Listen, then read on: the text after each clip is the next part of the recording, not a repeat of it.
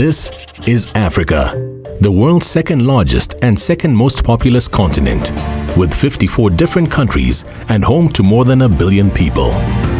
What they all have in common is that they have a right to basic public services. Their opportunities and their well-being are to a large degree shaped by the quality of services government provides. Streets, schools, hospitals, running water and electricity are all essential for their well-being, giving Africa the necessary infrastructure for growth and development. However, when government fails to provide these essential services, people lack opportunities to meet their needs and to live a decent life, leading to poverty, political unrest, and even civil unrest.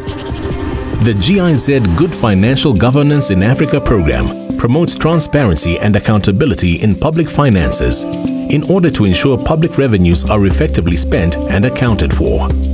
How can service delivery for citizens be improved? Good financial governance is vital. Sufficient funding, effective financial administration with a fair and transparent public finance system are fundamental for the effective delivery of public services. What is good financial governance? You may not know the term, but you most likely experience it on a daily basis. Meet Fatima. She's 12 and loves going to school. Her dad, Emmanuel, works at the local market where he sells fish. Every year, he pays the tax due to the government, hoping that some of the money will go towards improving his daughter's school and better road maintenance.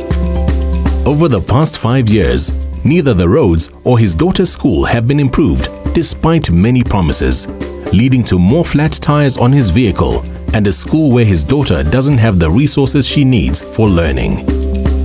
In Fatima and Emmanuel's example, we've learned many things about good financial governance. Let's look at the example of Fatima's education. Investing in education is essential to ensure development, especially in countries with a young population. How can a government manage and use its resources effectively to ensure proper education? First of all, it has to do with taxes and the way they are levied. In order to build schools, public revenue is needed. Public revenues are collected in the form of taxes and duties. This is James, an official in charge of collecting the tax. He chose his profession to help people like Fatima and Emmanuel to have access to public services. Customs, VAT, personal income tax and company income tax all contribute to an important amount of the revenues that government generates. It is essential for each country to ensure that taxes are collected effectively. The tax system needs to be fair and should not favor individual interests or overburden productive sectors of the economy. Now, what does James do with all the tax money collected to ensure it provides decent services that are beneficial to the citizens? He gives it to Londi, who works in the finance ministry. Each year, Londi estimates the tax income the government will collect and then establishes a budget which details the amount each government sector can spend. Whether the education sector receives a fair amount of that budget depends on if the government wants to focus on education and also how much is needed to reach the intended targets. To ensure that the money is used in the ways it's meant to be, the budget and budgeting process is audited by Frederick at the Supreme Audit Institution. Supreme Audit Institutions are national agencies responsible for auditing government revenue and spending. They check financial correctness of accounting statements and compliance to regulations and rules by administrative departments. They also give recommendations on how to improve the efficiency and effectiveness of public spending. Together with his team, Frederick checks if the outputs, like the building of new schools, the acquisition of books, or the hiring of qualified teachers, relate to the resources provided for the achievement of these goals. But Frederick cannot hold the government to account. This is the task of Rosette. She was elected into Parliament as a representative of the people in her constituency. In the budget process, the Parliament has two key functions: to debate and adopt the budget and to control the government's use of public funds. They make sure that the budget is equally distributed and contributes to achieving the country's development goals. Rosette's task as the head of the Public Accounts Committee is to discuss the reports of the Supreme Audit Institution openly in Parliament in order to ensure accountability and transparency of the government's work. Rosette then follows up on the recommendations in the report by asking the government to act.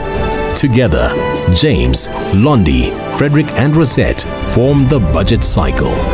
A transparent and responsible budget process opens access to public services for people like Emmanuel's family, and the government's legitimacy is strengthened.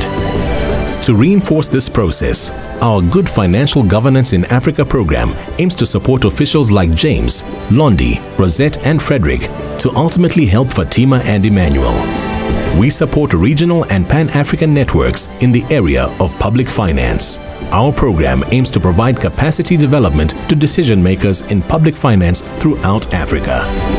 We develop their personal capabilities and skills through training and e-learning. We improve their work environment by providing support to the development of their organizations, and we strengthen networks to ensure that James, Londi, Frederick and Rosette cooperate effectively. On behalf of the German Federal Ministry for Economic Cooperation and Development and the European Union, the Good Financial Governance in Africa program, implemented by GIZ, offers capacity development and technical cooperation during all stages of the budget cycle. It brings public finance officials together to increase the effectiveness and transparency of the public finance system. Efficient and transparent management of public finances is crucial for development and poverty reduction.